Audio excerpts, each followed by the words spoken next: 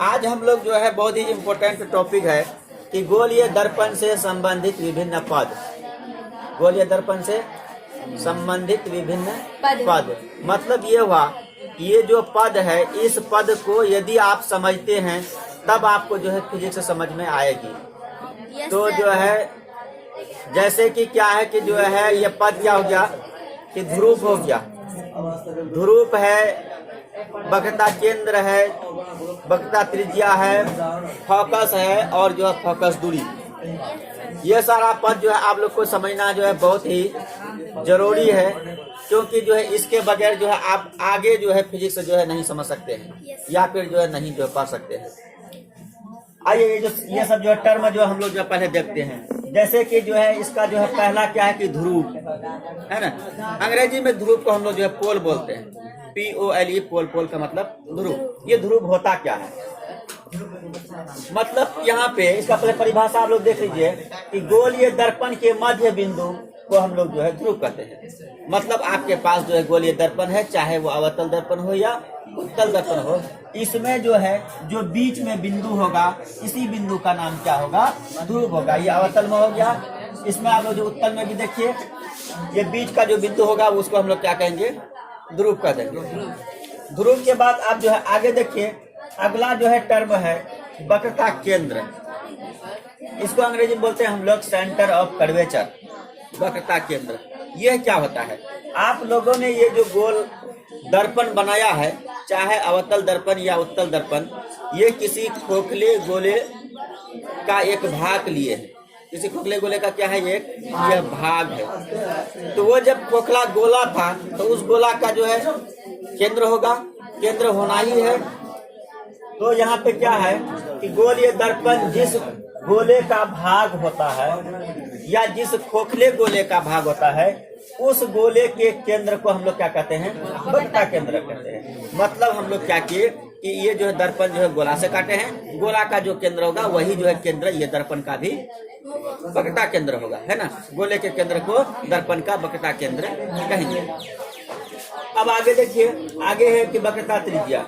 इसका अंग्रेजी radius of curvature. इसका परिभाषा सेम वक्रता केंद्र के जैसा भी जो है उसी तरह जो होगा, जिस तरह का जो है परिभाषा वक्रता केंद्र का, उसी प्रकार का परिभाषा वक्रता त्रिज्या का। फर्क यह है, इसमें अंतर यह है, उसमें केंद्र लिए थे, इसमें हम लोग जो है त्रिज्या लेंगे, रेडियस लेंगे। इसका परिभाषा देखिए, गोलीय दर्पण जिस गोले का भाग होता है उस गोले की त्रिज्या को वक्रता त्रिज्या कहते हैं। मतलब यह दर्पण भी हम लोग क्या किए, किसी गोला से लेके आए हैं, वो गोला का जो त्रिज्या होगा वही क्या कहलाएगा, इस दर्पण का वक्रता त्रिज्या। और वक्रता त्रिज्या को हम लोग R से निरूपित करते हैं। यहाँ पे देखिए, ये ध्रुव और वक्रता केंद्र के बीच का जो दूरी होगा वो जो क्या होगा, वक्रता त्रिज्या होगा।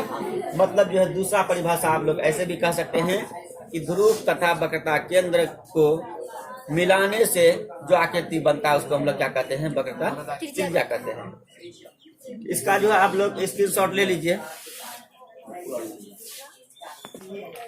अब हम लोग जो है प्रधान अक्ष या मुख्य अक्ष देखते हैं।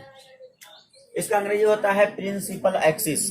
ये क्या होता है, कहा कि दर्पण के ध्रुव तथा वक्रता केंद्र को मिलाने वाली रेखा। अब यहाँ पे देखिए आप लोग, ये दर्पण का ध्रुव है और ये वक्रता केंद्र है। इसको जो है मिलाते हुए जो रेखा गुजरा है, इसी रेखा का नाम हो गया प्रधान अक्ष। ये तो आप लोग को जो है अवतल दर्पण में जो है दिखा है। इसी तरह जो है उत्तल दर्पण में देखिए, P तथा C से होते हुए जो रेखा जो है गुजर रही है उसका नाम क्या है, प्रधान अक्ष है या मुख्य अक्ष है।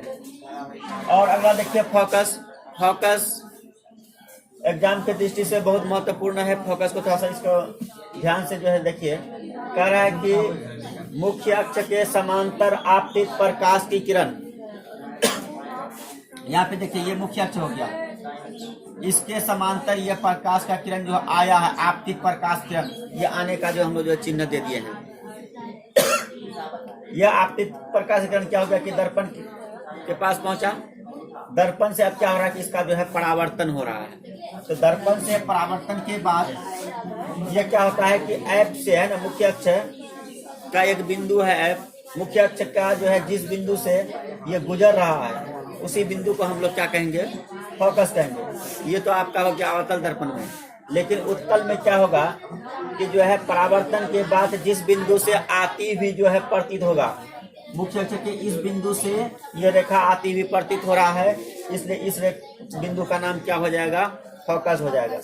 इसका जो है परिभाषा देखिए, कह रहा कि मुख्य अक्ष के समांतर आपतित प्रकाश की किरण दर्पण से परावर्तन के बाद, दर्पण से परावर्तन हो गया, दर्पण से परावर्तन के बाद अब जो है दो बात होगा, एक बात होगा अवतल दर्पण में, दूसरी बात होगा उत्तल दर्पण में। परावर्तन के बाद मुख्य अक्ष के जिस बिंदु से मिलती है, तो अवतल में क्या होता है कि ये मिल जाता है, और उत्तल में क्या होता है कि आती हुई प्रतीत होता है। तो दोनों जो है परिभाषा को हम क्या किए हैं, इसमें जो है कंबाइंड कर दिए हैं। नहीं तो जो है आप अवतल का अलग जो है फोकस का परिभाषा दे सकते हैं अवतल दर्पण का, और उत्तल दर्पण का फोकस का अलग परिभाषा दे सकते हैं। जैसे कि सुनिए, अवतल का भी बोल रहे हैं हम, अवतल दर्पण के फोकस का परिभाषा अभी हम बोल रहे हैं। मुख्य अक्ष के समांतर आपतित प्रकाश की किरण दर्पण से परावर्तन के बाद मुख्य अक्ष के जिस बिंदु से मिलती है उसे फोकस कहते हैं। यह हो गया अवतल का। और जब उत्तल का बोलेंगे तो इसका सुनिए, मुख्य अक्ष के समांतर आपतित प्रकाश की किरण दर्पण से परावर्तन के बाद मुख्य अक्ष के जिस बिंदु से आती हुई प्रतीत होती है उसे क्या कहते हैं, फोकस कहते हैं। तो प्रतीत वाला हो जाएगा किसमें, उत्तल में, और जिसमें मिल जाएगा वो अवतल में। तो हम क्या किए, दोनों परिभाषा को इसमें हम कंबाइंड कर दिए हैं, इसलिए एक परिभाषा याद करिएगा तो दोनों हो जाएगा। और अगर कोई एक ही आप जो है परिभाषा बोलते हैं, अगर हम यहाँ पे लिख देते कि परावर्तन के बाद मुख्य अक्ष के जिस बिंदु से मिलती है या आती हुई प्रतीत जो है छोड़ देते, तो आपका जो है परिभाषा में फॉल्ट होता। तब वो क्या होता कि उत्तल का जो है फोकस का परिभाषा नहीं होता। इसमें क्या हो गया, दोनों आ गया है। आगे देखिए फोकस दूरी, इसको अंग्रेजी में हम लोग फोकल लेंथ बोलते हैं।